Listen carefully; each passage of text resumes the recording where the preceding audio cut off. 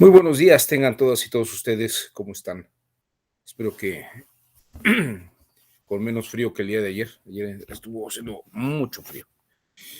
Bueno, denme un segundo, denme un par de minutos para poder conectar la computadora porque me estoy quedando sin batería. Y estoy con ustedes.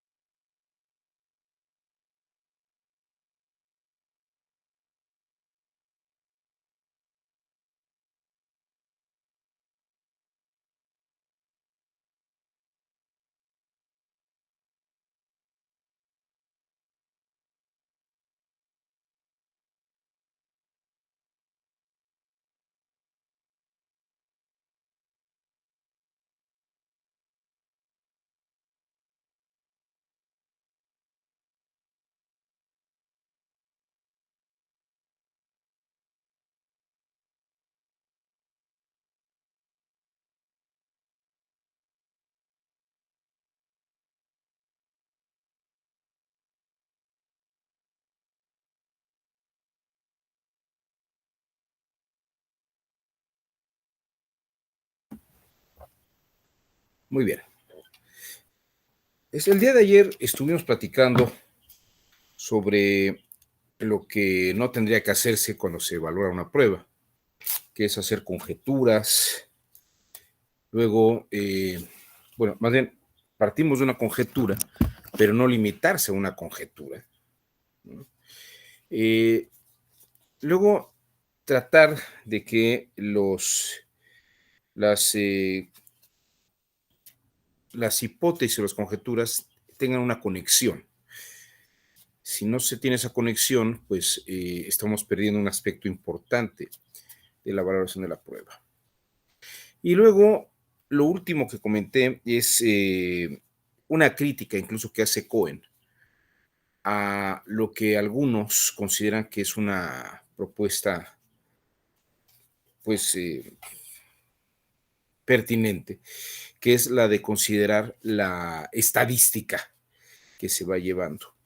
Y les comentaba de López Medina, este colombiano, buena persona, muy brillante, yo lo conocí personalmente, a López Medina, un hombre que sabe de filosofía, muy influenciado tal vez por un texto de Ian Hawking, si yo no mal no recuerdo, doctor, que se llama Sobre probabilidad y estadística, en la que pues habla de estos aspectos de alta probabilidad estadística, y que a partir de eso se hacen cálculos. Pero me parece que la aplicación en el campo del derecho, considerando estos aspectos estadísticos, pues es altamente riesgoso y tiene esta desventaja que comentaba yo el día de ayer sobre la resolución que daban Fermat y Pascal, trabajando uno junto al otro comentando la problemática que tiene el aspecto de la estadística, que funciona muy bien a pasado, haciendo observaciones a pasado, pero no funciona muy bien a futuro. Y la explicación a futuro, esta la explica muy bien Hannah Arendt, y también este profesor Friedrich von Hayek, discípulo de Hans Kelsen y de Ludwig von Mises, entre otros. Eh, la economía actualmente, pues, sigue estos parámetros de libre mercado precisamente porque no es posible.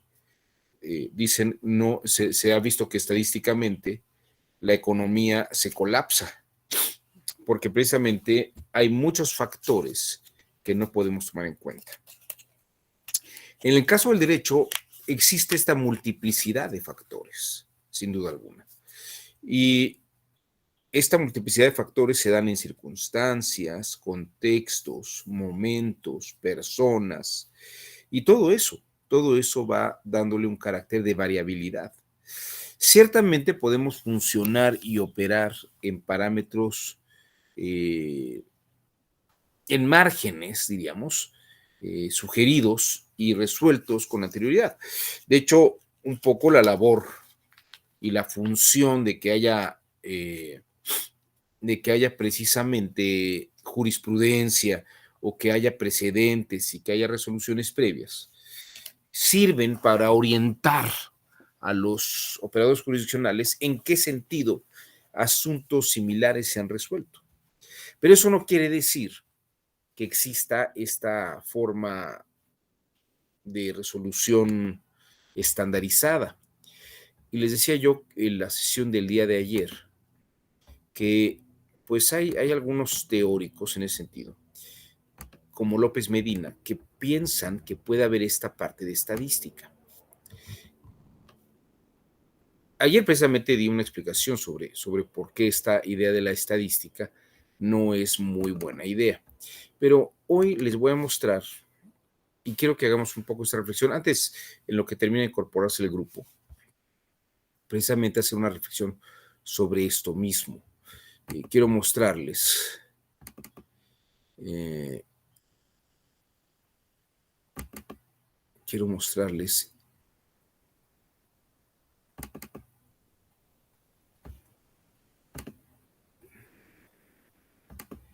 esta explicación. Aquí está.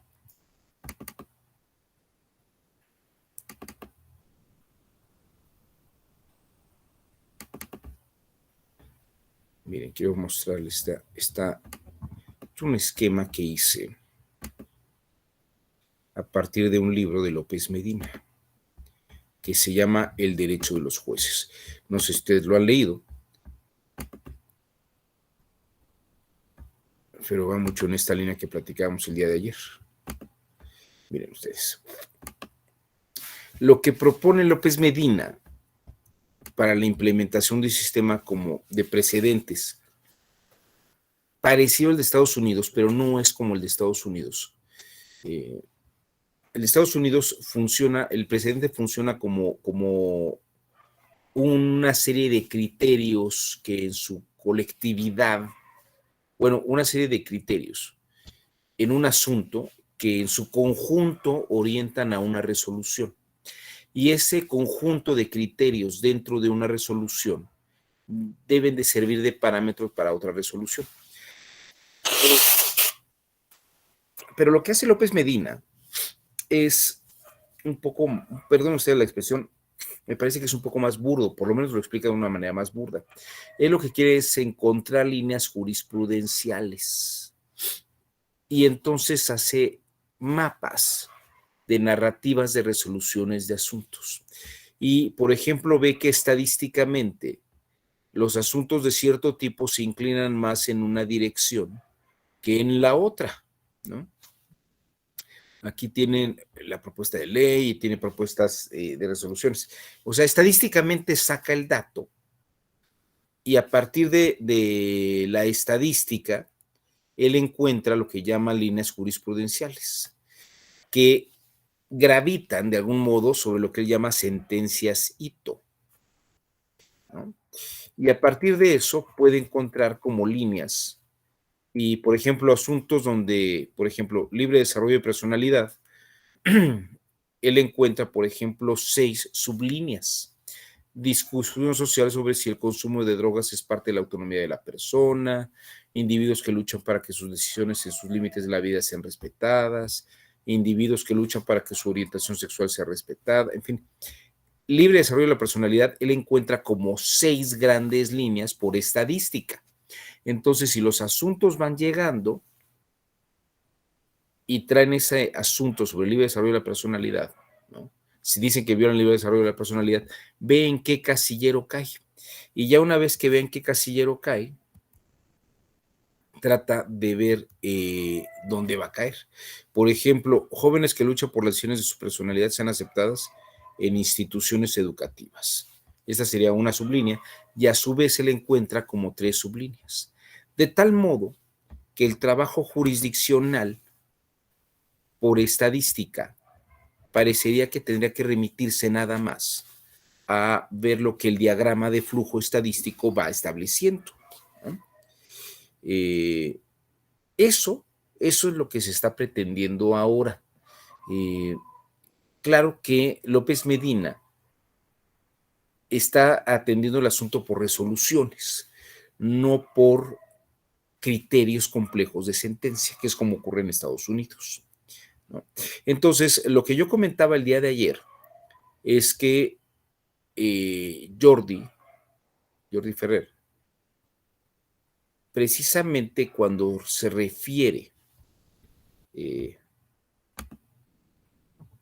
cuando se refiere a la estadística,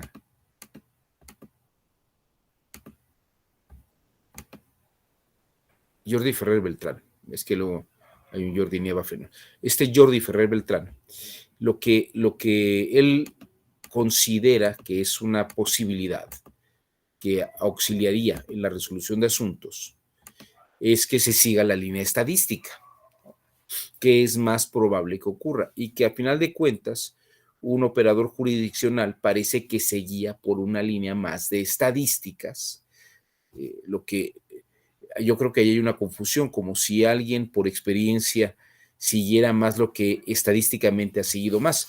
Yo creo que no ocurre, que no funciona así la cosa. En todo caso, una persona resuelve asuntos con base en su experiencia, pero la experiencia sabe discriminar.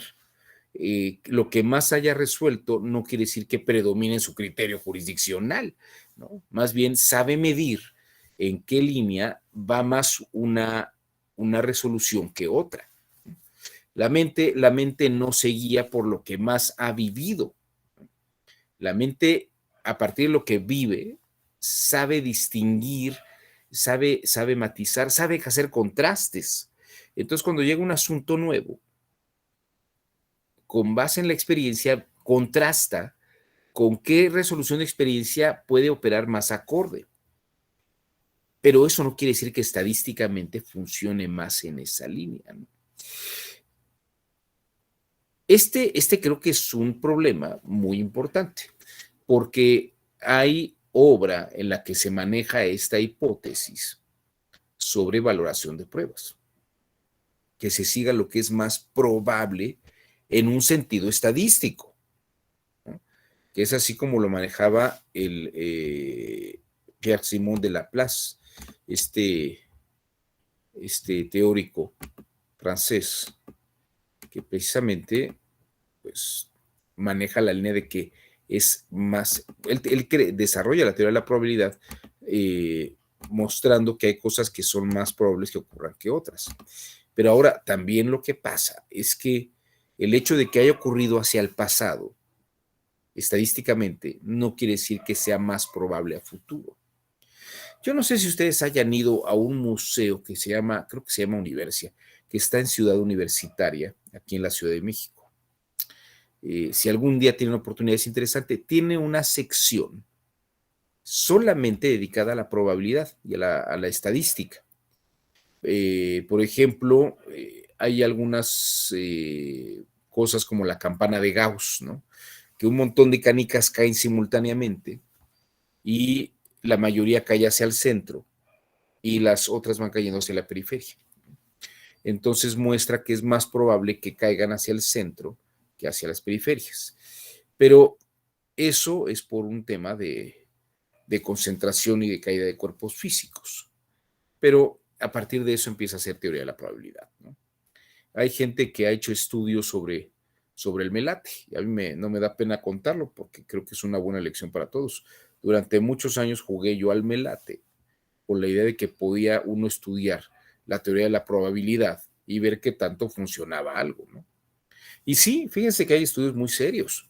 Hay estudios que han hecho estadística, fíjense, han hecho estadística de, de todos los números del melate que han salido desde que inició el melate. Y se los platico para que lo sepan ustedes. De los el 30% de estadística pasada considera o muestra el 30% de los números ganadores, de los premios altos ganadores, tienen 5 números primos. Tienen 5 números primos. Ustedes tienen en el Melate 6 opciones, ¿no? Del 1 al 50 y tantos. Y hay un cierto número de números primos. Eso reduce mucho menos la probabilidad. Ustedes pueden jugar todos los números primos, ¿no? Claro que jugar todos los números primos son más de 3,000, 4,000, 5,000 pesos en un melate, ¿no? Porque pueden seleccionar algunos números primos para no gastar tanto, ¿no? E incluso vamos a pensar que jugaran todos los números primos en cada sesión, cada juego. Y que la otra pregunta es, bueno, pero de todos modos hay que jugar a 3 de los números que siempre salen son números primos. Quiere decir que 4 números no son números primos. Y el problema está ahí, del 1 al 54, ¿cuántos números pueden ser no primos y que sean adecuados a esa combinación de números primos? Bueno, estadísticamente se dispara al infinito. Bueno, a un número muy grande. Y ahorita les voy a decir en qué probabilidad. La probabilidad de que ustedes atinen a los números no primos en la combinación de números primos, si la llegan a tener adecuada, es exactamente la misma que si ustedes llegaran del interior de la República a la Ciudad de México, bajaran en la terminal de camiones del norte, en la Tapo, caminaran durante 2, 3 horas buscando a una persona que no saben dónde vive, apretaran un botón en una casa y saliera la persona que ustedes están buscando. Esa es la probabilidad que tienen. Es exactamente igual. Entonces, que yo estadísticamente vea que tengo números a pasado, no va a funcionar a futuro. Incluso les podría decir que hice yo un cálculo de números primos que se repiten constantemente, pero ni así funciona. Y trabajé con 2, 3 personas que les gustaba esta cosa de la estadística y del cálculo. Nunca nos ganamos nada. Luego hicimos un cálculo interesante sobre si los lugares, esto también es muy interesante, lugares donde se habían vendido premios. Esa es otra estadística, ¿no? O sea, si no voy por el número, voy al lugar donde sé que se han vendido muchos números ganadores, ¿no? En la Ciudad de México hay un lugar, si a ustedes les interesa, y se los platico, estadísticamente uno puede ir a Plaza Inn, ahí hay un puesto del Melate, o había un puesto del Melate hace mucho tiempo. Ese Melate daba muchos premios. Entonces, estadísticamente uno pensaría, pues si voy y combino mis números primos y voy a ese lugar, pues a lo mejor combino estadísticas. Pero bueno, también la probabilidad es muy alta, ¿no? Entonces, ¿qué les quiero decir con esto? Si la realidad funcionara tan bien estadísticamente a futuro, ¿no? Aunque ya Hannah Arendt y Friedrich von Hayek explicaron por qué no, porque hay otra cantidad de variables muy grandes. Ustedes no pueden ver que vayan a ocurrir las cosas con mayor probabilidad. Lo que pueden hacer es ver estadísticamente qué se ha dado más, ¿no? ¿Qué se ha dado más? Que se hayan cometido más delitos en un lugar, en una época, no quiere decir que estadísticamente vaya a crecer en el mismo lugar. Se pueden tomar medidas de prevención para evitar que se pueda dar una continuidad, considerando que, por ejemplo, los delitos fueran continuos. Que en algunos casos sí, hay pandillas y hay bandas que funcionan de una manera sistemática. Durante una temporada que estaba yo en la PGR, se pidió junto con el INEGI un mapeo de una zona. La Policía del Estado de México hizo un estudio sobre robo sistemático a casas habitación y sacaron la estadística y se dieron cuenta que en una colonia, ciertos días de la semana, a ciertas horas, había robos en casas habitación y encontraron patrones. Gracias a que el INEGI les prestó el sistema, como que también utiliza Google Maps. El sistema de Google Maps, el sistema de Waze y de todo esto, es del INEGI, por si no lo sabían ustedes. Es un sistema que tiene el INEGI. que tiene mapeado toda la ciudad. Entonces hicieron un mapeo de dónde se iban cometiendo los delitos y hicieron un cálculo de probabilidades y detectaron qué zonas son más probables que se puedan asaltar en determinados lugares. Y efectivamente agarraron a una banda que operaba sistemáticamente, tenía ya una operatividad programada. Pero eso no quiere decir que todas las pandillas y todas las bandas de la Ciudad de México y el crimen organizado de la Ciudad de México opere de una manera sistemática. Eso funcionó muy bien con esa banda, pero eso no quiere decir, como dice Hannah Arendt, si es una persona o si es un grupo de personas que está trabajando en conjunto con un proyecto objetivo específico y ocurre recurrentemente, pues podemos pensar que la estadística que ha venido ocurriendo ocurrirá. Pero cuando estamos hablando de un campo aleatorio tan grande, con tantas variables, no quiere decir que siempre se vayan a cometer las mismas faltas, ¿no? Los mismos conflictos, eh, yo les diría, existen los mismos conflictos jurisdiccionales en materia electoral cada año que hay elecciones en los mismos lugares de la misma manera. Si ocurriera así, podríamos sacar una estadística, pero, pero estadísticamente los delitos electorales o las controversias electorales no ocurren sistemáticamente de la misma manera, salvo que sean problemas muy específicos por temas culturales, ¿no? En los municipios donde hay pueblos originarios. Ahí, por ejemplo, sí hay ciertos conflictos muy específicos que parece que van a seguir ocurriendo, pero porque se sabe que hay ciertas formas de pensamiento. Entonces, todo esto que le estoy diciendo es para, me parece, tratar de dejar más en claro que esta idea de Jordi Ferrer Beltrán sobre que la estadística podría funcionar, ¿no? Y que seguir líneas estandarizadas de resolución de asuntos, pues a mí me parece que no es una forma elegante de resolver asuntos jurisdiccionales, ¿no? Es simplemente como jugar a los casilleros. Hagan de cuenta que cualquier asunto ahora se resolviera por estadística. Entonces las salas regionales tuvieran como líneas de resolución de asuntos y que lo que cayera, pues lo mandaran a un casillero y que se siguiera el proceso y la resolución tal cual. Las magistradas y los magistrados regionales o los de la sala superior, pues lo que tendrían que hacer es seguir estadísticas. Y de tal modo que a final de cuentas, pues al rato, pues una máquina puede hacer toda esa operación, ¿no? Yo creo que el tema de la estadística hay que verlo con mucho cuidado y mucho detenimiento.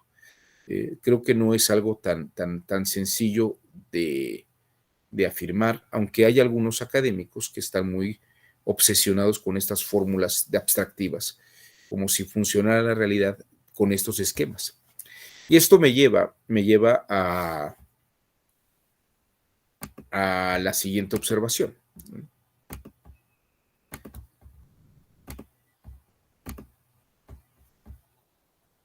Cuando analizamos una estadística, podemos ver números a pasado y podemos decir que esto ya no va a cambiar, el pasado ya no cambia y la estadística a pasado ya no cambia.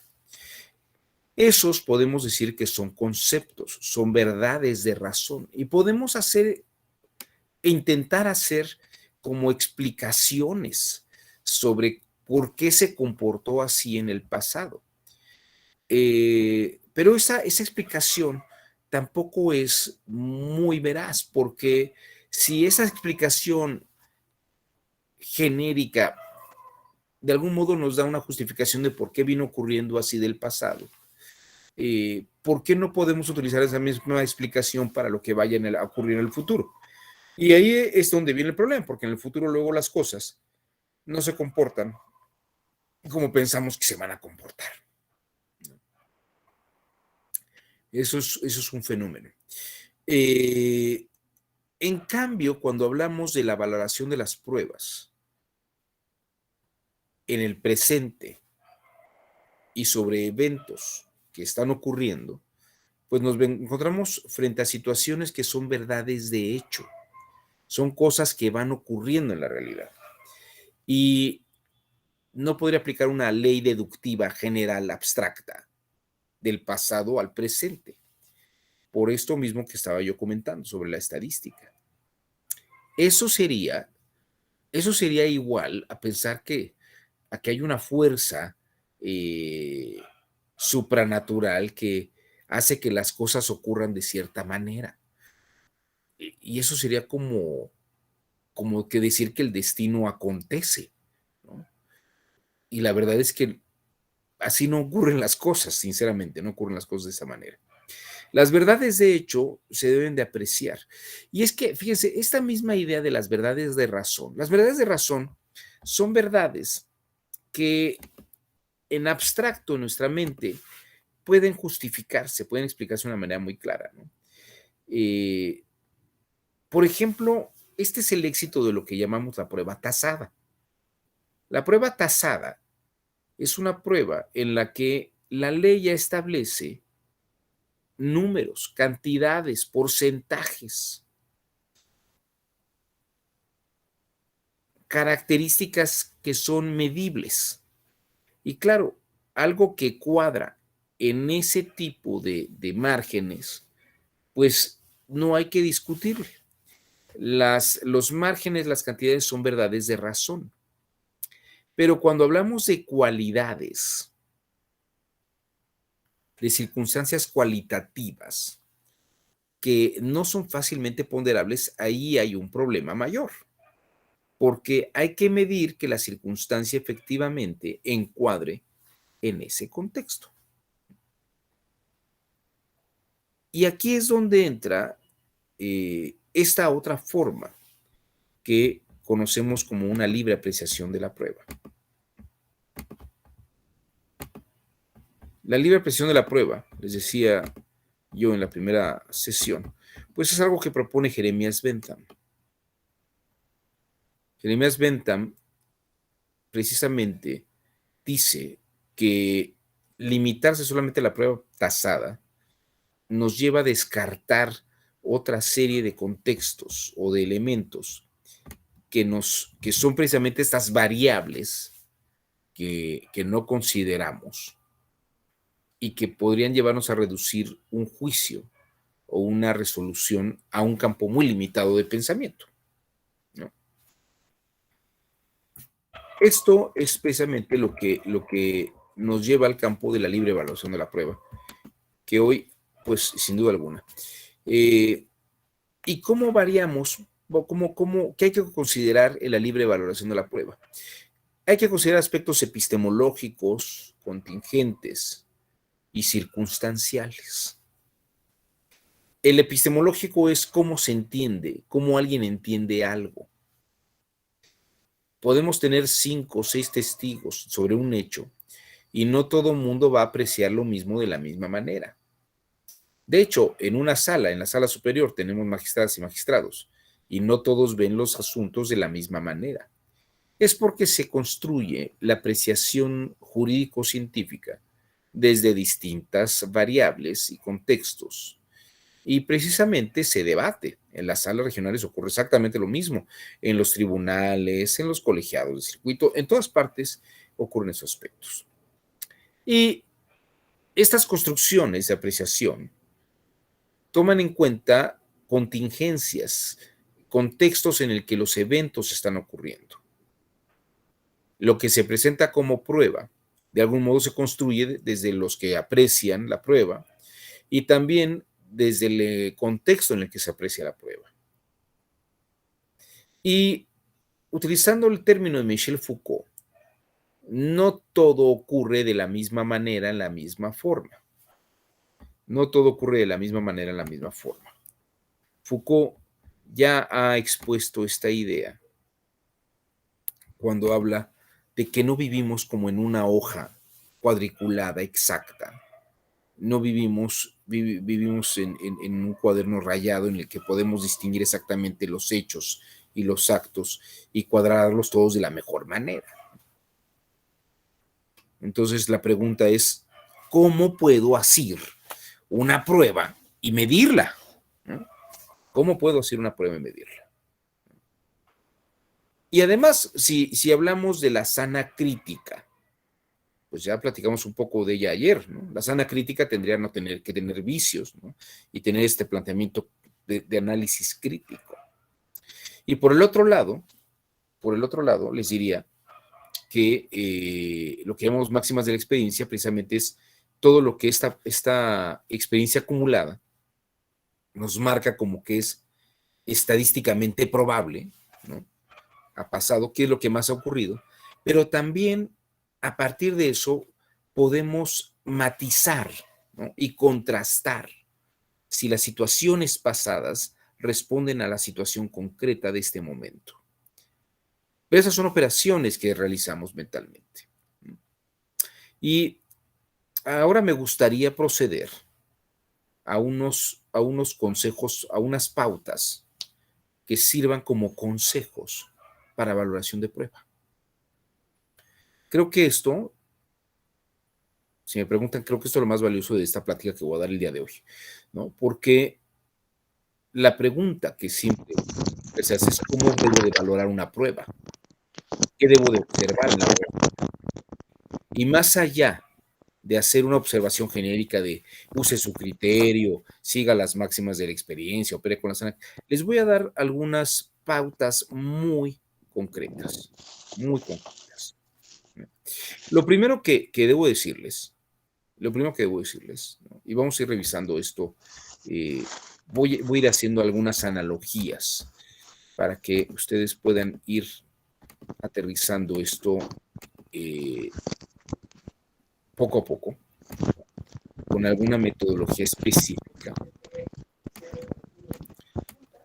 Es, primero, considerar que aunque hay principios y reglas esenciales,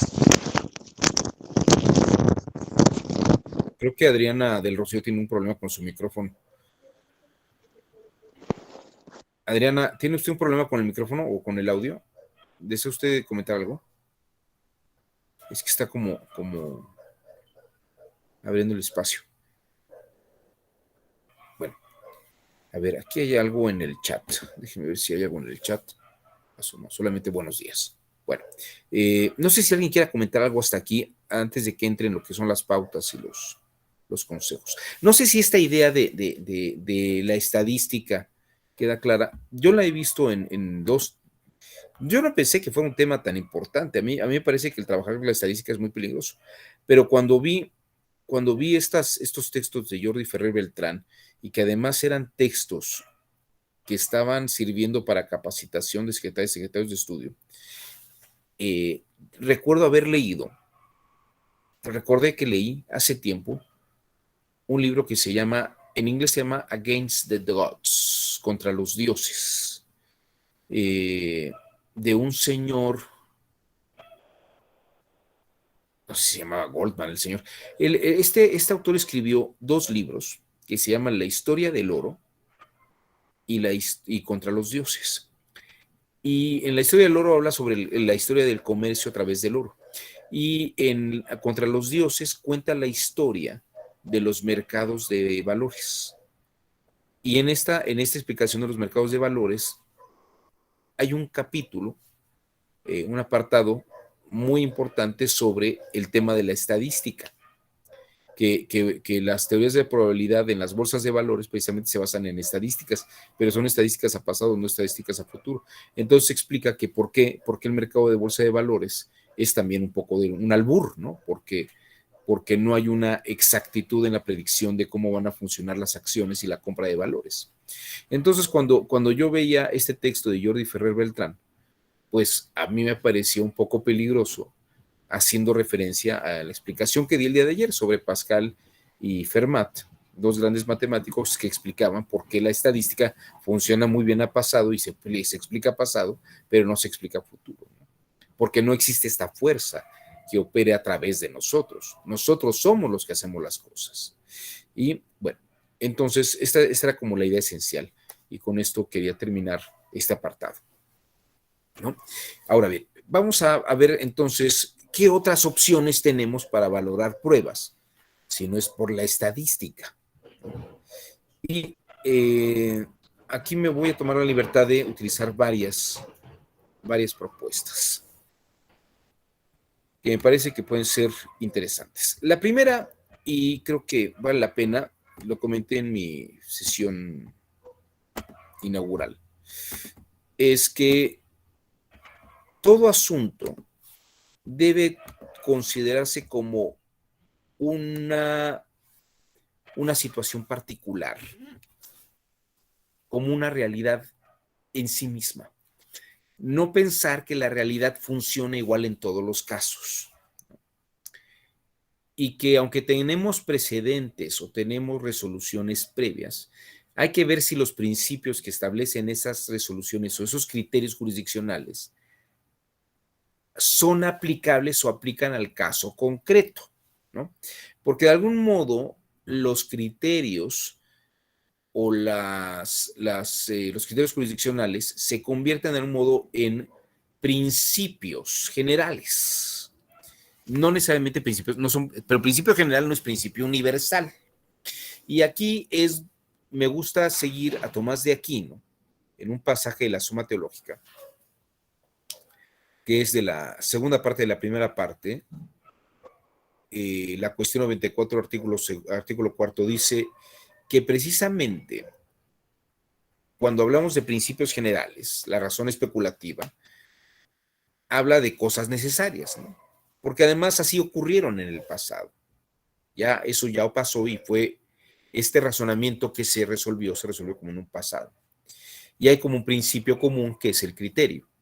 Pero en la razón práctica, que es la que utilizamos para resolver problemas del presente en adelante, ¿no? Nos ocupamos de cosas contingentes, que son operaciones humanas.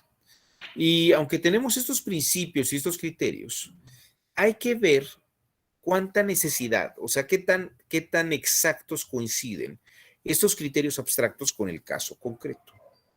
Porque dice Tomás de Aquino, cuanto más se desciende en lo particular, es decir, las circunstancias específicas y concretas, podemos ir encontrando aspectos que se podrían considerar como excepciones a la aplicación de la regla general o del criterio como se aplicó en otro contexto y en otras circunstancias. Esto es lo que hay que ponderar, hay que valorarlo, efectivamente. Precisamente porque Tomás de Aquino dice que el conocimiento en el nivel concreto particular no ocurre siempre de la misma manera en todos los casos. Y esta también es otra razón por la que la estadística no es una buena idea. Entonces, primero, tratar de ubicar el asunto, incluso tomar en cuenta las condiciones socioculturales del lugar donde está ocurriendo. No es lo mismo hablar de las elecciones en el Estado de México que las elecciones en Chiapas o las elecciones en Oaxaca.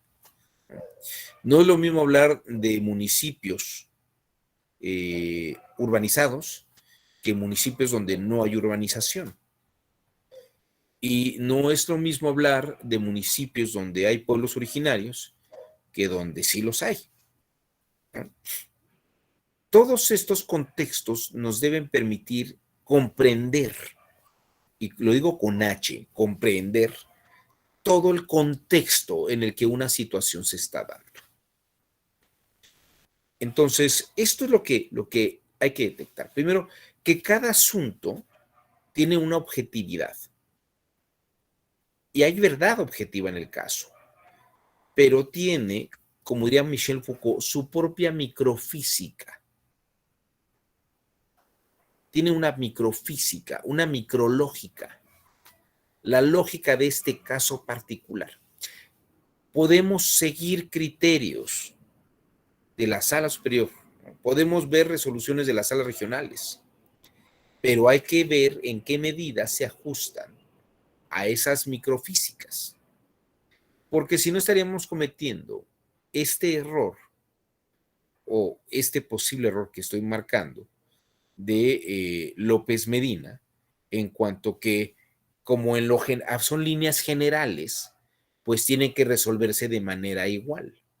No, precisamente, aunque la línea general establece una tendencia general, es en los detalles donde precisamente está el trabajo jurisdiccional y quien se dedica a la operación jurisdiccional, a las secretarias y secretarios de estudio, a las magistradas y magistrados, a las jueces y los jueces que están escuchando esto.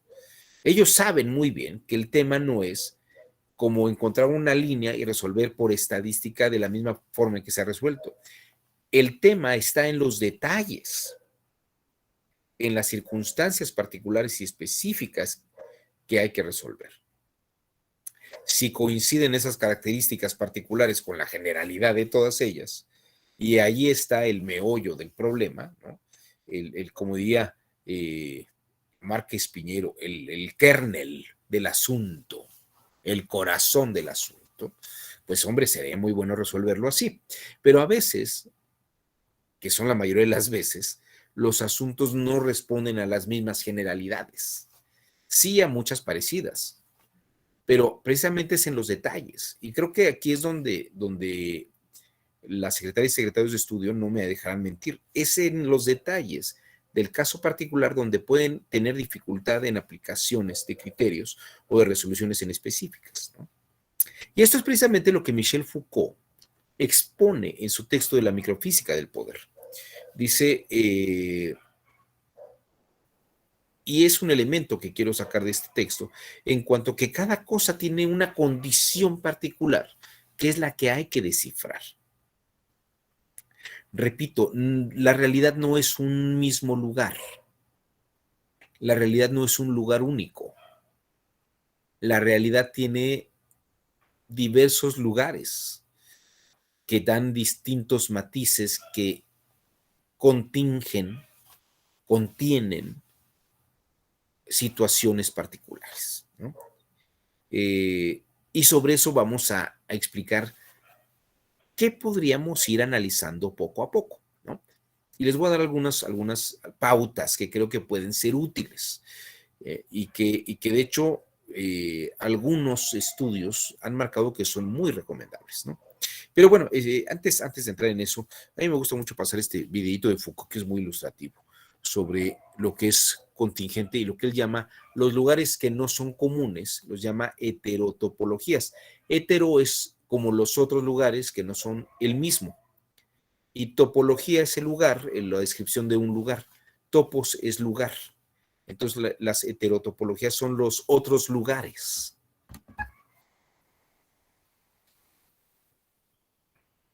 On ne vit pas dans un espace neutre et blanc. On ne vit pas, on ne meurt pas, on n'aime pas dans le rectangle d'une feuille de papier. On vit, on meurt, on aime dans un espace quadrillé, découpé, bariolé, avec des zones claires et sombres, des différences de niveau, des marches d'escalier, des creux, des bosses, des régions dures et d'autres friables, pénétrables, poreuses. Il y a les régions de passage, les rues, les trains, les métros. Il y a les régions ouvertes de la halte transitoire, les cafés, les cinémas, les plages, les hôtels. Et puis il y a les régions fermées du repos et du chez-soi. Eh bien, je rêve d'une science, et je dis bien une science, qui aurait pour objet ces espaces différents, ces autres lieux, ces contestations mythiques et réelles de l'espace où nous vivons.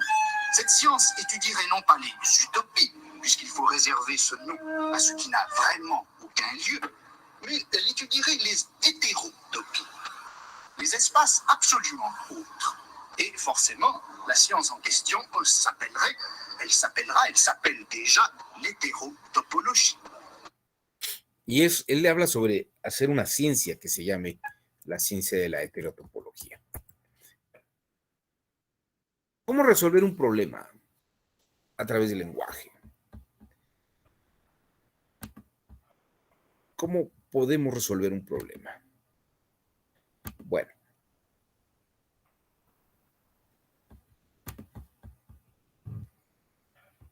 Antes de empezar, no sé si hasta aquí alguien tenga algún comentario o quiera decir algo. ¿No? Bueno, no sé si además,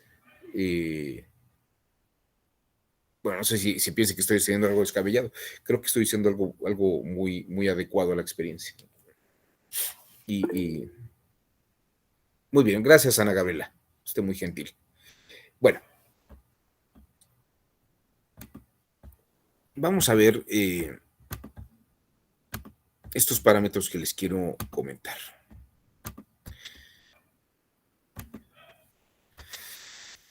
Aquí comienzo con Hermann Lotze, un profesor de Derecho y de Lógica, al cual Kelsen apreciaba mucho. Decía que era un hombre de los más inteligentes que él había leído. Hermann Lotze distingue lo que es el acto psíquico del contenido de pensamiento. Lotze dice, una cosa es lo que vemos en el momento de ver algo y otra cosa es cómo lo cuantificamos o cómo lo expresamos como una idea aparte. No es lo mismo ver el atardecer en pie de la cuesta en Acapulco que decir el sol se está poniendo en Acapulco. La expresión el sol se está poniendo en Acapulco es una expresión como una premisa. Y el acto psíquico es la observación del hecho mismo. Y esta distinción que hace Hermann Lotze y que de algún modo luego Frege la sigue, porque Frege, cuando habla de la lógica analítica, habla de los contenidos del pensamiento. Lo primero que creo que es importante es que el análisis de los hechos que se presentan como factores esenciales de prueba, los factores que se están presentando como elementos de prueba, no se deben de narrar en pasado, ¿no? O procurar que la afirmación que se hace de ellos sea en pasado. Hay estilos literarios que son interesantes. Yo he notado que, no sé si ustedes lo han notado, pero mucha gente, por ejemplo, que habla algunas otras lenguas, es más fácil exponer una idea en presente. Y es que ocurre un fenómeno sumamente interesante. Y aquí les quiero platicar algunas pautas de algunos expertos intérpretes y algunos expertos en resolución de asuntos. Aquí estoy citando a Rashi, que es un personaje importante en la historia del análisis de textos y el análisis de problemas y cómo se resolvían los problemas. Muchos se siguen a Rashi, que era un investigador judío de la Francia del siglo XI. Él dice que la palabra presente significa presenciar. Y aquí entra una clave importante. Cuando alguien narra un hecho en presente, lo está presenciando. Cuando alguien narra un hecho en pasado, no lo está presenciando, lo está poniendo como un contexto de algo que está analizando. Nuestra mente tiene que ver las cosas como si fueran actos psíquicos, o sea, verlas en el momento. Y una pequeña ejecución, una estrategia mental que puede ayudarnos a visualizar un problema, y fíjense la palabra que estoy utilizando, visualizar el problema, es presenciarlo. Julian Jaynes, que era un gran psicólogo y psiquiatra, y además neurofisiólogo, Julian Jaynes murió, él era un psicólogo de Harvard. Julian Jaynes decía que para resolver un problema y para detectar las condiciones exactas, contingentes de una situación en particular, había que visualizarlo. Y esta visualización se logra cuando enunciamos la situación en un presente para que la presenciemos. Cuando estamos hablando en pasado, estamos recordando. Pero esto es muy interesante, esto es un ejercicio para el que está valorando la prueba. tiene que visualizarla en presente, ¿no? Es como cuando nos explican una situación y queremos entenderla, lo que hacemos es incluso tomar un papelito y empezamos como a dibujar muñequitos, ¿no? A ver, tenemos una casilla en tal zona que está rodeada por otras tantas casillas, ¿no? Y hubo una denuncia en la casilla tal a tal hora, y en esta otra tal hora, y en esta otra tal. O sea, se está como mapeando y visualizando el problema. Esto Julian James dice que es una herramienta que nuestra mente ejercita para poder comprender una situación. Lo primero, lo primero para poder valorar una prueba es entender el contexto y la situación en la que se está dando y ver si resuelve el problema en presente, presenciándolo. Entonces, el que declara habla de lo que presenció paso a paso, ¿no? Y hay que verlo como si lo estuviera viendo en ese momento. Cada asunto que se narra es una hora, un presente que se presenció, pero si se habla de la presencia en un presente, es más fácil visualizarlo. De hecho, no sé si ustedes han visto varias series como estas de Bones o estas Boston Legal, donde se habla sobre cómo se resuelven los problemas, ¿no? Eh, Hablan en presente, ¿no? Fulano de tal llega a su casa. Dicen, a ver, explíquenos qué fue lo que pasó. Fulano de tal llega a su casa a tal hora y abre la puerta. Encuentra a fulano de tal haciendo tal cosa, ¿no? Pero lo está presenciando. Hay una película que se llama, que ahora está en el cine, si a ustedes les interesa, es el mismo ejercicio que está ocurriendo, que se llama Muerte en el Nilo. El inspector Poirot, ¿no?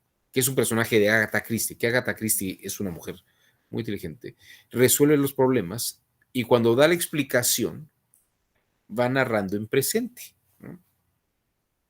Va narrando en presente, haciendo incluso perspectiva de cuáles son un poco los objetivos y las intenciones.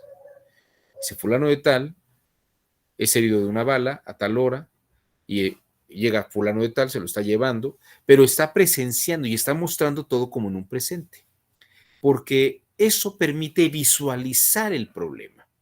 Cuando hablamos en tiempos imperfectos, yo trabajé con una magistrada, con la consejera, con la magistrada consejera Nancy Álvarez, y ella me decía constantemente que odiaba los gerundios, ¿no? Todo lo que acabara en ando yendo, estuvo comprando, ¿no? Estuvo yendo a tal lugar. Me dice, eso es un problema, porque no determina el momento en el que están ocurriendo las cosas. Y cuando yo le presentaba los proyectos de resolución, me decía, quite los gerundios, evite los gerundios. Fíjense, ella no sé si sabía estas cosas, pero en su experiencia acumulada, se daba cuenta que el gerundio era un peligro para resolver un problema, porque no deja ver en qué momento ocurren las cosas. Es como un tiempo imperfecto, es un continuo, pero es un continuo imperfecto. Y cuando hablamos en un presente, cuando hablamos en pasado, no sabemos tampoco el momento exacto, pero cuando hablamos en presente podemos ir diciendo, a las 11:15 se abrió la casilla, siendo que debió haberse abierto a las 9:15. Podemos ver qué es lo que pasa entre las 9:15 y las 11:15. Son 2 horas. No llega el presidente de casilla. La gente, en vez de decir, no llegó el presidente de casilla, había llegado el funcionario del Movimiento Ciudadano, del PRI, había llegado el de Morena, pero no había llegado el del PAN, ¿no? Y tampoco había llegado el presidente de casilla. O habían llegado lo que ustedes quieran. Pero no es lo mismo decir, llegó, llegó el equipo de apoyo que armó las casillas, pero no estaba el presidente de casilla. Llega 9:15, llega el equipo, abre las puertas del lugar, empieza a instalar la casilla, ¿no? Abre mesas, pone urnas, sella urnas, ¿no? No llega todavía el presidente Casilla. Cuando uno lo ve en presente, está presenciando como en una película. Esta es otra lección muy interesante. Los, los operadores jurisdiccionales en los Estados Unidos sugieren que se vea la situación como una película cuadro por cuadro y se tiene que ver en presente cuadro por cuadro. Entonces, esta es una forma en la que se tiene que empezar a valorar una prueba. Primero, colocársela como en el momento específico, una afirmación en un momento. No, no es, eran las 9:15 y llegaron los sujetos, pero no había llegado el jefe, el presidente Casilla. ¿No? No, a las 9:15 llega el equipo tal, tal y tal, integrado por tal, tal y tal. No llega el presidente Casilla. Él no abre el lugar donde va a ser la elección. Y estamos a tantos minutos de que empiece y se abra la casilla. No, esto, un hecho, una afirmación. Un hecho, una afirmación. Y si se contempla en presente, esto ayuda mucho. Una afirmación en un momento de presente limita y explica el momento que está allí. Esto mismo es muy interesante porque una afirmación, un suceso. Rashi, que era un talmudista, ¿no? Dice, las claves están en las mismas palabras. En hebreo, Hadebarim es suceso y homófonamente se parece a Hadiburim, que significa dichos. Y es muy interesante porque él dice, claro, los hechos son lo que se dice, pero lo que se dice en presente permite presenciarlo y de esa manera logramos visualizar el asunto. De ese modo podemos ver eso en ese momento.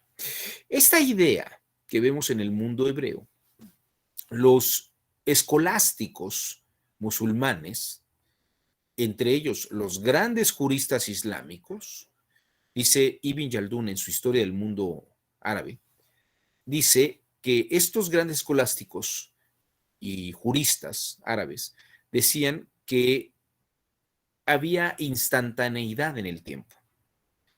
Es decir, que el tiempo se compone por instantes y presenciarlos, cada uno por separado, permite visualizar un asunto.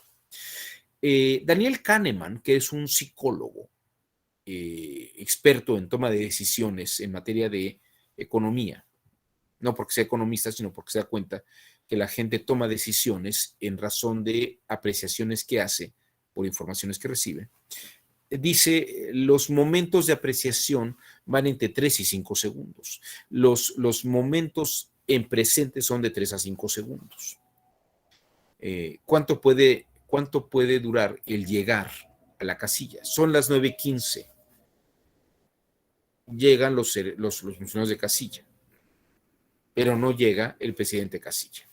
O sea, ese es un instante. Pero cuando ese instante decimos que son las 9:15, estamos diciendo que ocurrió a las 9:15, dentro del lapso del 9:15. Si decimos, no, es que fueron llegando entre las 9:15 y 9:20, entonces ya tenemos un gerundio, un tiempo que no es preciso y no es continuo, ¿no? Entonces hay que distinguir quién llegó a las 9:15, quién llegó a las 9:16, quién llegó a las 9... Ustedes pueden decir, oiga, pero eso puede volverse tedioso. Sí, puede volverse tedioso, pero precisamente en esas minucias y en esas circunstancias es donde podemos ver los detalles. Y en esos detalles podemos detectar claramente dónde pudieron haberse dado los fenómenos de fallas o los elementos de controversia en qué momento se generan. Las controversias se dan por confusiones de momentos y tiempos y sentidos de lo que está ocurriendo en esos tiempos. Lo comentaba yo el día de ayer. Hay que hacer la pregunta exacta. ¿A qué horas llegó? A las 9:15. Bueno, es que estuvo llegando la gente entre las 9:15 y las 9:20. Eso es un poco coloquial en el lenguaje del mexicano. Y usted, bueno, pues es que así se entiende, en lo coloquial así es. No, no, no nos compliquemos la vida, así viene ocurriendo las cosas, así somos y así venimos explicando las cosas. Pero fíjense, déjenme explicarles una cosa que es muy importante. Y para poder empezar a hacer una correcta apreciación de algo, permítanme hacer una apreciación lingüística, ¿no? Si nosotros resolvemos los asuntos jurídicos como hablamos, hay una serie de problemas con nuestro lenguaje coloquial mexicano. Nosotros, en nuestro lenguaje coloquial mexicano, no somos responsables de lo que pasa, ¿no? Porque se nos hizo tarde, por ejemplo. Se nos hizo tarde. ¿Qué quiere decir? Que la culpa en inglés decimos I'm late, yo estoy tarde, ¿no? Pero cuando decimos se nos hizo tarde es como si el tiempo transcurriera y nosotros por más que corrimos, el tiempo nos retrasó. Entonces se nos hizo tarde. No es lo mismo decir a las 9:15 no llegó o a las 9:15 no está presente el presidente de Casilla que decir al presidente de Casilla se le hizo tarde. ¿Qué significa eso? Se le hizo tarde. O sea, el tiempo lo retrasó. No. Un hecho fáctico es a las 9:15 no está presente el presidente de Casilla. No llegó el presidente de Casilla, o no llega el presidente de Casilla. Fíjense, no llegó. Pero no, quiere decir que sí llegó al minuto siguiente, no. 9:15, no llega el presidente de Casilla. Es un hecho fáctico, 9:15. No es, al presidente de Casilla se le hizo tarde. Bueno, pues ¿a qué horas llegó? ¿No? Llegó un poquito después. Así decimos, ¿no? Pero sí llegó a hacer cosas, ¿no? O sea, sí le dio tiempo de llegar a hacer cosas, a abrir. Esa vaguedad del lenguaje es lo que nos va retrasando en observaciones claras de hechos, ¿no? Y no quiero decir que el español no sea tan bueno como el inglés, no. Lo que pasa es que el inglés, el latín y el griego son idiomas sintéticos. El hebreo es un idioma sintético. El español, el italiano no son lenguajes sintéticos, son lenguajes en donde el tiempo va corriendo, ¿no? Y fíjense, decimos cosas como el coche se descompuso. O sea, la acción de descomponerse está en el coche, no está en nosotros, ¿no? O sea, el que tiene la culpa de que el auto no arranque es que el auto tiene la culpa, ¿no? No es que nosotros dejamos las luces encendidas, no es que nosotros no checamos el aceite, no es que lo llevamos a servicio, no es que no le pusiéramos gasolina, ¿no? De pronto nos subimos al auto y el auto no arranca. Entonces el auto se descompone. Él tiene la acción de descomponerse. Esto me lo hizo ver un dueño de una empresa, se llamaba Bocar, era de autopartes. Y yo soy muy amigo, era muy amigo del ingeniero encargado de la línea, y de pronto, en una de las líneas de producción, a un empleado, no sé qué se le va, si una gorra, una caja o algo, tratan de meter con una escoba para sacar el objeto que se quedó adentro, y la máquina se detiene. Y entonces llega el dueño de la empresa, no me acuerdo ahorita el nombre, es un alemán, que le pregunta, ¿qué ocurre? Y entonces los empleados dicen, se descompuso la máquina. Y él dice, no es posible, las máquinas no se descomponen. Las máquinas tienen un mantenimiento. Fíjense la mentalidad del alemán, ¿eh? La máquina tiene un mantenimiento, la máquina tiene una forma de operar. Y si tiene todos los controles, la máquina tiene que seguir funcionando. O sea que la máquina no se descompone, no tiene voluntad para descomponerse. Fíjese cómo nuestro lenguaje va. Y entonces ya empiezan a decir, no, bueno, es que se metió una gorra, ¿no? No es que a alguien se le haya caído, no, es que la gorra se metió en la máquina, ¿no? O sea, siempre la responsabilidad no está en nosotros. Se nos hace tarde, la máquina se descompone, no nos llega el amor, nos corrieron, nos reprobaron. A nosotros nunca Nunca nos pasan bien las cosas. Nos pasan las cosas, pero nosotros no somos responsables de las cosas. Entonces, fíjense que esto es interesante porque hablar en ese término, hablar en esos términos, no nos permite poder hacer una valoración de pruebas claras. Hay que hablar en hechos presentes, viendo actos de la gente en específico para poder determinar qué está ocurriendo. Entonces, la casilla estaba abierta, la urna estaba sellada, o la urna, quitemos los gerundios, ¿no? Y los tiempos continuos. La casilla está abierta, ¿no? Tal hora la casilla está abierta. Tal hora la urna está sellada. Están en la mesa el presidente Casilla. Está todo en presente. Si lo vemos en presente, lo presenciamos y tenemos los momentos exactos, las situaciones exactas. Esto es precisamente lo que hay que ver, ¿no? Esto es lo que hay que ver. Hace 3 años hubo una polémica que me parece que fue la que resuelve fue el primer asunto que resolvió la nueva integración y el tribunal, del Tribunal Electoral. Fue un asunto en el que se hablaba sobre unas mantas del Partido Acción Nacional que estaban afuera de una iglesia. Y estaban discutiendo y debatiendo si era una posición de la iglesia a favor del partido y estaba convocando a los feligreses a votar por el Partido Acción Nacional, ¿no? Y lo que dijeron es, fíjense, dijeron, ¿no? El párroco señaló,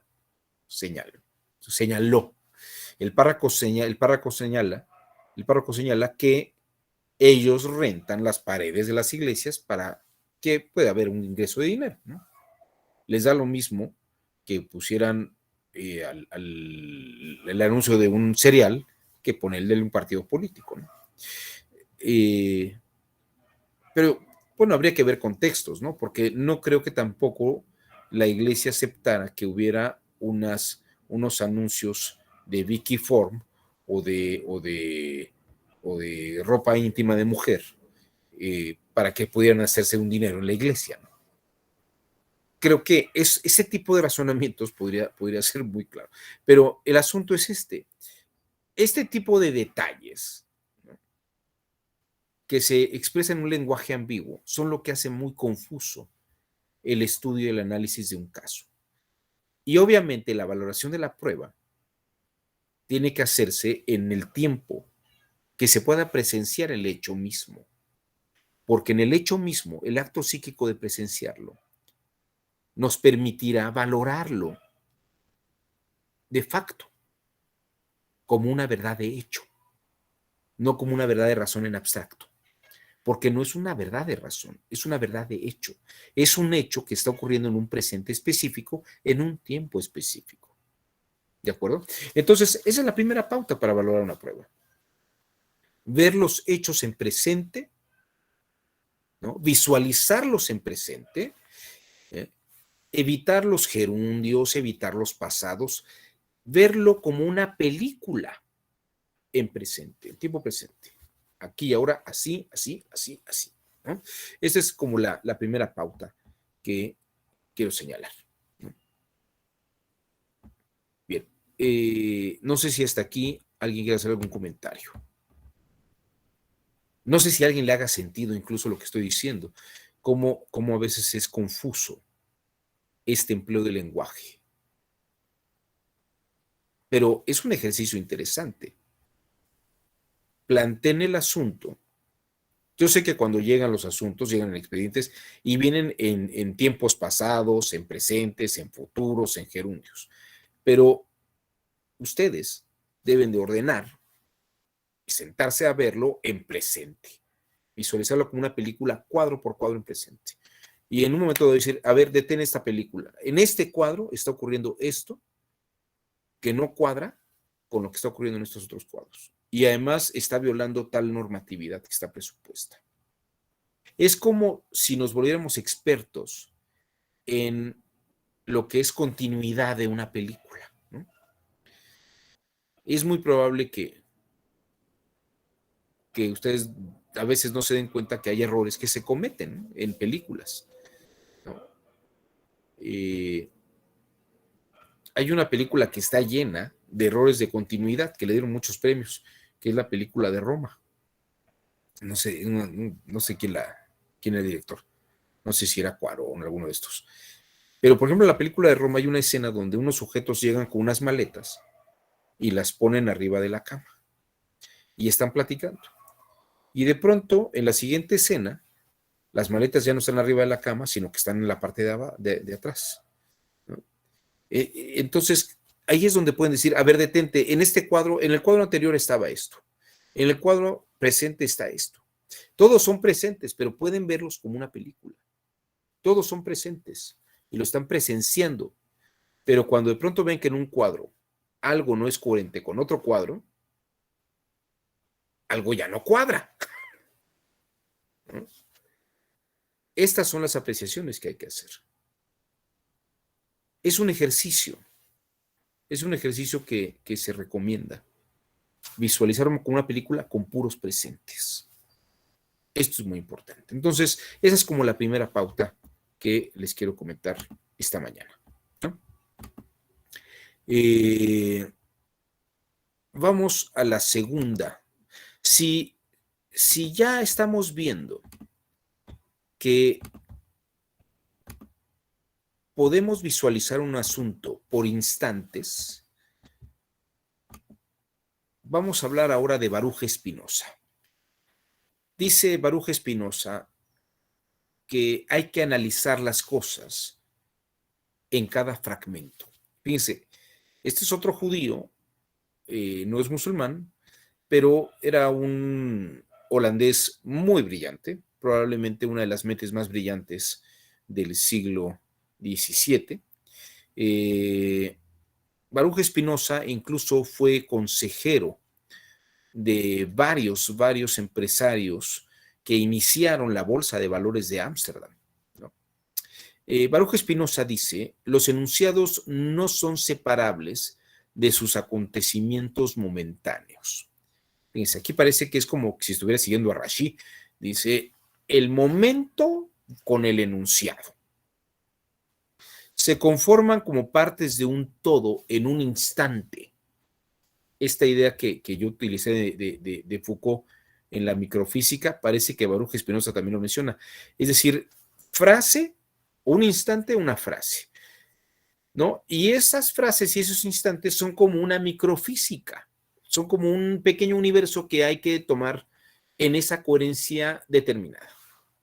Y dice Baruch Spinoza, el significado de cada palabra va de la mano con su conocimiento adecuado del universo al que pertenece. Repito, el significado de cada palabra va de la mano con su acontecimiento adecuado del mundo al que pertenece. Entonces, ese tiempo, ese instante, tiene una afirmación que tiene un sentido que hay que verlo como una totalidad, como un cuadro específico. ¿De acuerdo? Ahora bien, voy a ir aquí a una continuidad de interpretación sobre afirmaciones de los hechos que se dicen en enunciados específicos. Es importante precisar que hay que interpretar de manera singularizada, ¿no?, los hechos para poder valorarlos y ponderarlos. No hay que valorar o no hay que interpretar como si toda la película ocurriera. No hay que interpretar el todo de la circunstancia. Lo que hay que hacer es analizar, interpretar cada frase en cada instante. Esa es la segunda pauta. Hay que interpretar cada frase en cada instante. ¿Qué significa esa frase en ese instante? ¿Qué significa esta otra frase en ese instante? ¿Qué significa esta otra frase en este otro instante? Fíjense, ya dividimos, ya narramos todo en presente para presenciarlo. y los instantes están fragmentados en sus afirmaciones. Ahora hay que interpretar cada frase en cada instante, todo por separado, ¿no? Este método dice, bueno, no debe llevarse a cabo como si fuera un todo, sino que deben dividirse a modos de fragmentos. El método de descifrado es tomado del mundo árabe y lo encontramos muy detalladamente en Sigmund Freud, por ejemplo, y en la tradición del mundo hebreo talmúdico. Cuando se interpreta un texto, o cuando Freud habla de la interpretación de un sueño, habla de interpretar cada instante y cada frase. Pero curiosamente, y esto se los digo, cuando tuve la oportunidad de estar en la Universidad de Emory, en Atlanta, y luego trabajar con la gente de la Universidad de Chicago, de las escuelas de Derecho, volvían a esta idea de la película, del instante y del fragmento, y precisamente valorar estos aspectos y estos sentidos y estos tiempos. Lo que algo ocurre en un momento y en un instante. Déjenme decirles, les voy a poner un ejemplo muy burdo, pero creo que es muy didáctico, ¿no? Me tocó verlo en Reclusorio Sur hace mucho tiempo, pero había un muchacho que supuestamente, la historia tiene que ver con un autosecuestro de una muchacha con su novio para sacarle dinero al papá de la muchacha y que el novio y ella pudieran escapar con el dinero. Una historia de adolescentes muy estúpida, pero bueno, ocurrió en la realidad. Entonces el muchacho cobra el dinero del rescate. Y la coartada del muchacho era decir que él realmente no pudo haber ido a cobrar el rescate porque había estado en una taquería con sus amigos y gente que lo conocía. Entonces, a la hora en que se llevó a cabo los interrogatorios, ¿no? Que se llevaron, que presentaron a los amigos, que supuestamente lo habían visto en la taquería, el fiscal lo que les pidió es que describieran la taquería. Y dijeron, no, pues la taquería es la taquería tal. Y dicen, pues, a ver, descríbala, ¿no? Y pues, como describieron una taquería, ¿no? Pues del lado izquierdo hay un trompo y estaba la barra de la parrilla y pues ya, ¿no? Y había, no sé, pues como unas 8 mesas, 6 mesas, ¿no? No era un lugar muy grande. Pero fíjense que el Ministerio Público jamás se le ocurrió en su vida ir a ver la taquería. Tenía el nombre de la taquería, tenía la dirección de la taquería y solamente se le ocurrió preguntar por la taquería. Nunca fue a ver la taquería.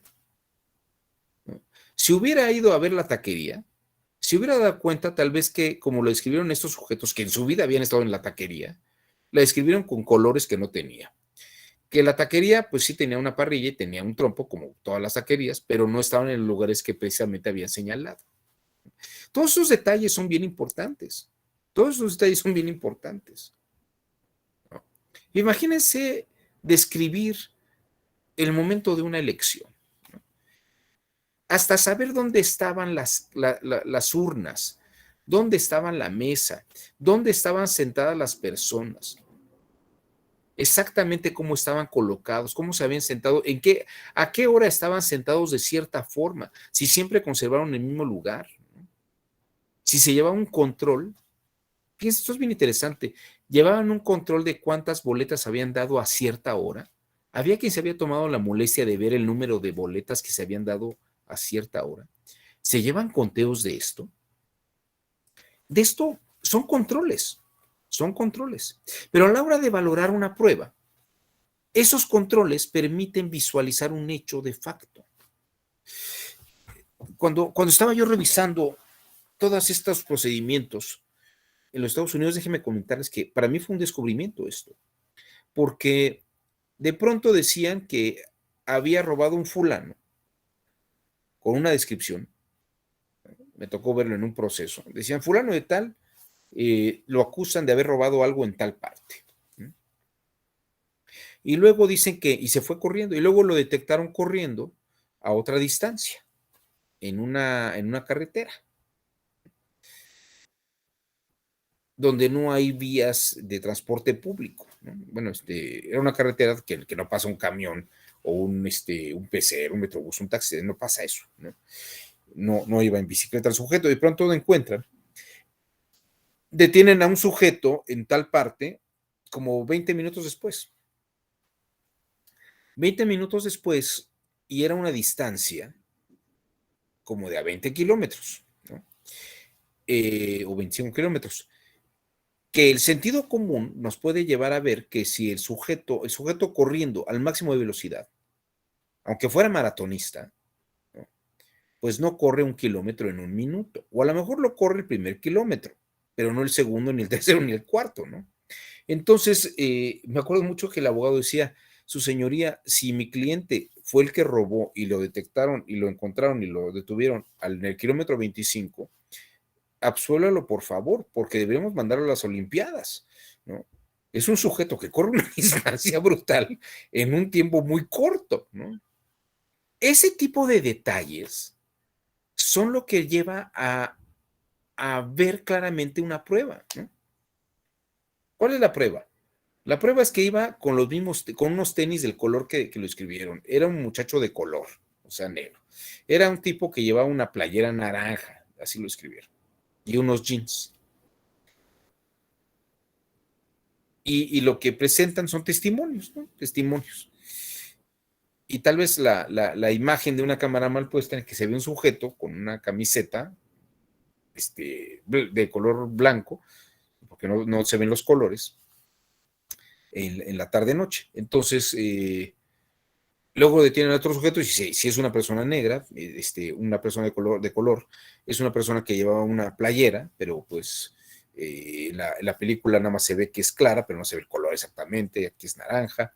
En fin, una serie de cosas que incluso cuando uno ve los tiempos exactos, ¿no? Los momentos precisos, los instantes, y se analizan momento a momento, cuando uno trata de ver toda la coherencia, pues no cuadran las cosas.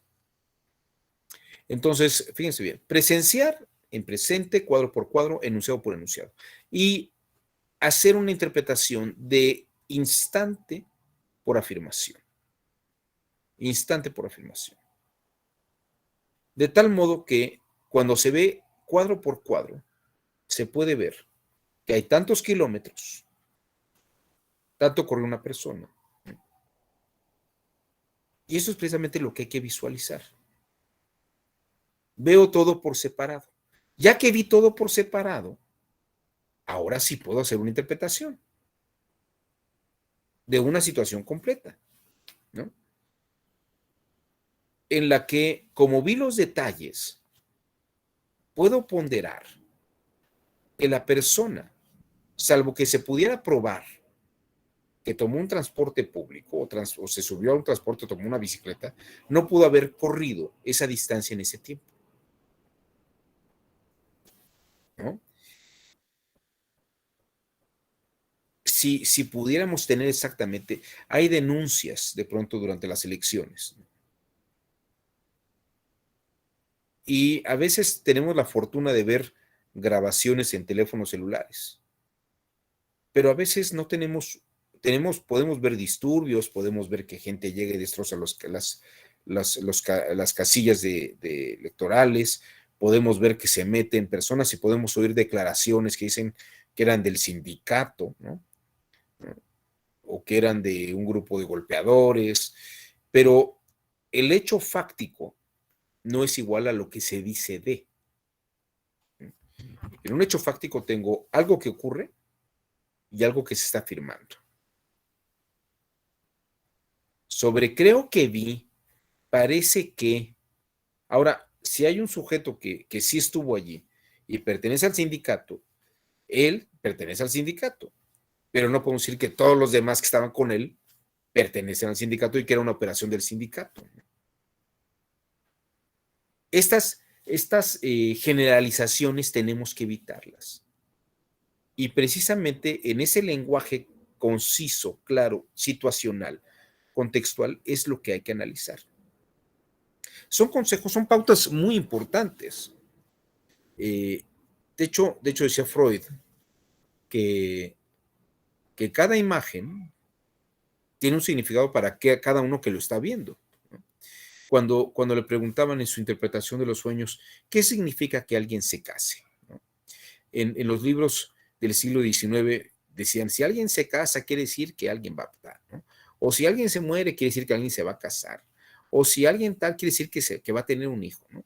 Como si la imagen tuviera un estándar de interpretación. Y lo que Freud dice es, eso no es cierto, eso no ocurre. La gente puede ver un sueño y significa algo en particular para esa persona que lo está significando de esa manera. Igual, los hechos de la realidad, ¿no? ¿Qué significa que haya un grupo de vándalos destruyendo casillas?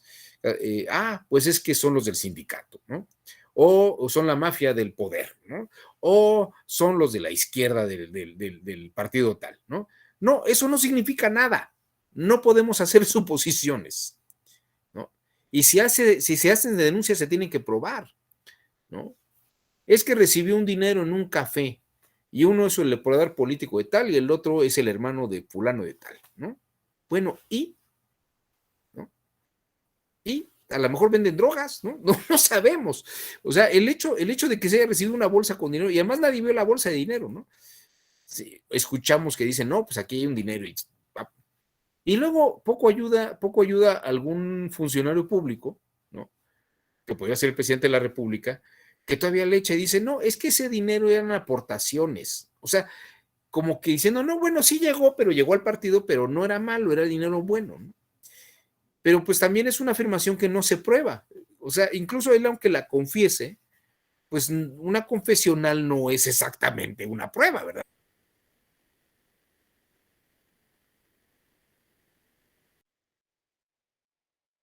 La confesión debería ser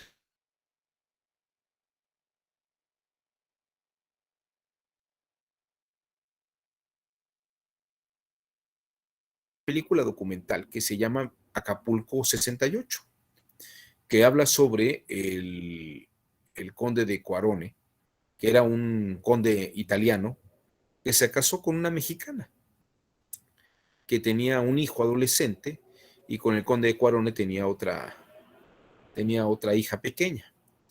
Y ocurrió un fenómeno en Acapulco en el año 68. Es un caso muy interesante que ocurrió en el año 68 en Acapulco durante las Olimpiadas. El conde de Cuarone había ido con su esposa, con el hijo de ella, el hijo adolescente de ella, y su hija pequeña, ¿no? Y para cuidar a la niña pequeña, pues habían llevado a la suegra, a la mamá de la mexicana. El conde Cuarone de pronto aparece muerto en la alberca, por 5 balazos o 4 balazos, no recuerdo. Y la mamá de la suegra del conde Cuarone se declara culpable. Dice, yo lo maté, pero sin querer.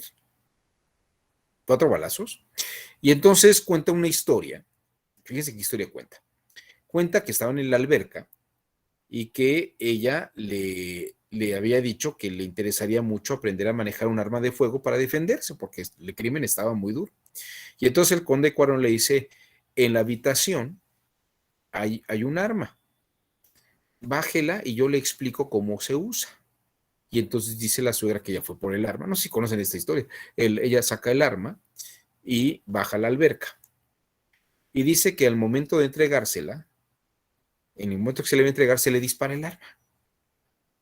Y entonces cae el conde de Cuarone al piso y mientras caía, se le vuelve a disparar el arma. Y en el momento que el conde de Cuarone ya estaba en el piso, la señora suelta el arma y vuelve a dispararse el arma 2 veces, ¿no? Es un caso verdaderamente espectacular. Pues sí, fue un homicidio imprudencial con 4 balazos. Conozco el caso porque un penalista muy famoso en México, que es el doctor Ricardo Franco Guzmán, es el encargado del asunto, lo contrata la embajada de Italia para ver qué le pasó al conde Cuarone, cómo puede ocurrir esto. Pero la suegra se declaraba culpable, ella decía, fue sin querer, pero yo lo maté, ya ni le investiguen. Y pues la defensa, bueno, los representantes de Italia, de la embajada de Italia, el conde Cuarone y su socio, el Jorge Hernández Romo, van a ver al asunto y le piden al juez que quieren revisar el arma. El arma supuestamente en aquel entonces, pues no había bodegas de custodia, ni lo que le dicen, lo que hacían en aquel entonces era las pruebas de ese tipo, las mandaban a cajas de seguridad en los bancos y habían llegado un sábado. Y entonces le dicen al juez, queremos revisar la prueba, el arma, para ver si se dispara automáticamente. Y el juez dice, sí, con todo gusto. Dice, bueno, pero podemos esperar al lunes, le dicen los abogados, para que podamos ver el arma. Dice, no se preocupe, el arma yo la tengo. Y la saca de su saco, el juez. El juez la saca de su saco, ¿no? Y le dice, por suerte, como son las Olimpiadas de México, tenemos al campeón de tiro en Acapulco, y nos va a demostrar cómo un arma puede dispararse automáticamente. Y el peritaje que hacen, fíjense el peritaje que hace para valorar la prueba. Llegan con el sujeto, con el campeón, y el campeón les dice, necesito que me traigan aceite, ¿no? Entonces le llevan aceite, y le empieza a echar aceite y empieza a bañar el arma, y le empieza a frotar, ¿no? Y no, pues y la vuelve a frotar y le echa más aceite. Ya que la había engrasado totalmente, entonces la tiene así, le dispara, y dispara 2 veces, ¡papá! Dice, ¿ya ven? El arma se podría disparar 2 veces. O sea, de facto sí puede ocurrir. Sí, claro, pero le acaba de bañar en grasa, señor, ¿no? No, pero bueno, yo como perito les estoy mostrando que un arma se puede disparar varias veces y está en ciertas condiciones, ¿no? Pero miren, el Ministerio Público y el juez decían, ¿ya qué más le buscan? La señora se confesó culpable, ¿no? Tenemos el arma homicida, ya el perito demostró que se puede disparar automáticamente, no hay nada que hacer, ¿no? Sentenciaron a la señora creo que unos 5 o 6 años a prisión por delito imprudencial.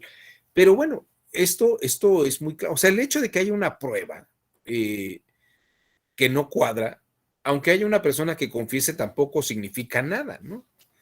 O sea, ¿qué tipo de valoración de prueba puede ser esa? Ya como 30 años después, 30, 40 años después de lo que ocurrió, pues se confesó la historia en que la esposa había subido a la habitación, porque el conde Cuarón no estaba ni siquiera en la alberca, estaba en una habitación, estaba la suegra, la niña y la esposa en la alberca, y no bajaban el conde Cuarone con el adolescente.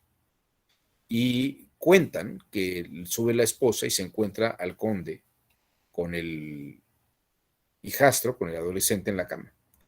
Y ella, la esposa, muy enojada, porque estaba abusando sexualmente del hijo, le dispara y lo mata. Y les parece más fácil llevarse el cadáver a la alberca y contar esta historia, ¿no? Pero bueno, esto ocurre ya que todo el mundo está muerto, que ya no hay más que contar. Los hijos no cuentan esta historia, ¿no?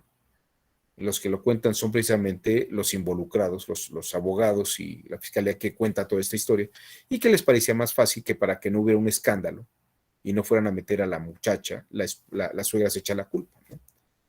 La mujer se va con los hijos a Italia y no regresa jamás a México, para que no se... Entonces, tampoco una confesional es una prueba. Hay que valorar las confesionales también de esa manera. Hay que ir revisando todos estos contextos y estos entornos. Entonces, en síntesis, visualizar el asunto en su particularidad. Podemos seguir reglas generales, pero hay que ver y ponderar las circunstancias particulares de cada cosa. Esa es una. La otra, presenciar, poner en presente los hechos para poderlos determinar por momentos e instantes específicos. Y cada instante interpretarlo en sí mismo. para ver qué tan coherente y congruente puede ser en ese momento, en ese instante, ese evento, ¿no? Me quedan escasos 12 minutos antes de que nos vayamos. Comentarios. Han estado muy callados esta mañana. ¿Alguien quisiera afirmar algo, decir algo? Dice Ana Gabriela, bueno, ya había dicho a las 8:48 que todo estaba muy claro. A ver, usted, Elías González Jiménez, ¿qué le ha parecido la sesión del día de hoy?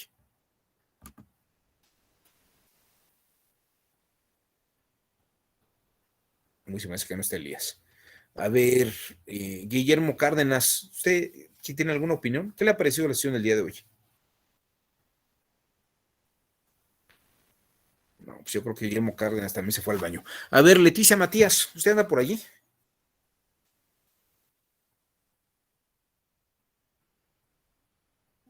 Seguramente tiene problemas de comunicación. Iván Martínez, buenos días. ¿Qué le ha parecido todo lo que he expuesto el día de hoy?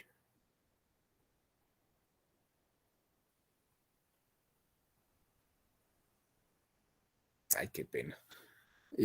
No sé. Abraham, ¿ahí andas, Abraham? Nada más dice Abraham.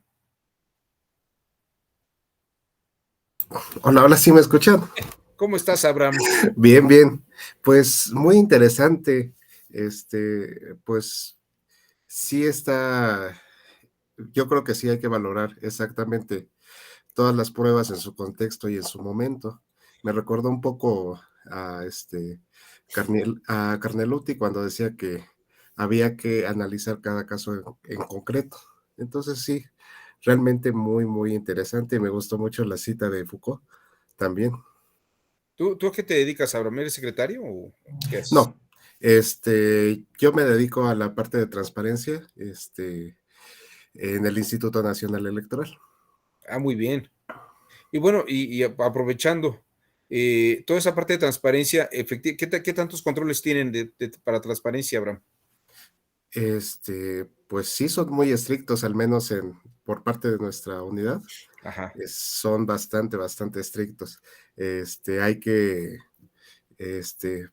se analizan por distintas áreas, por ejemplo, desde la mía, yo estoy en secretariado, envío pues por decirlo así, nos llega una solicitud, hay que ver si hay datos personales, si están involucrados, hacer el testado correspondiente, de ahí la unidad técnica lo valora, luego el comité lo vuelve a valorar y demás, entonces, e incluso después el Instituto Nacional de Transparencia lo vuelve a valorar. Entonces sí es muy, muy estricto. Fíjate que eso es muy bueno, eso habla muy bien de la institución, porque quiere decir que tiene controles muy específicos en situaciones muy particulares. Muy bien. A ver, ahí está Leticia Matías. Leticia dice, me pareció muy interesante. Ya no vi, ya se fue déjenme ver qué dice. Me pareció interesantísimo lo que explicó, doctor. Muchas gracias.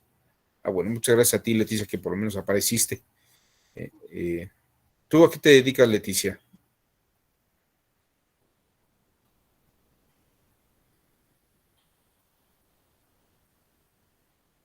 Pues quién sabe, creo que sigue habiendo problemas de comunicación.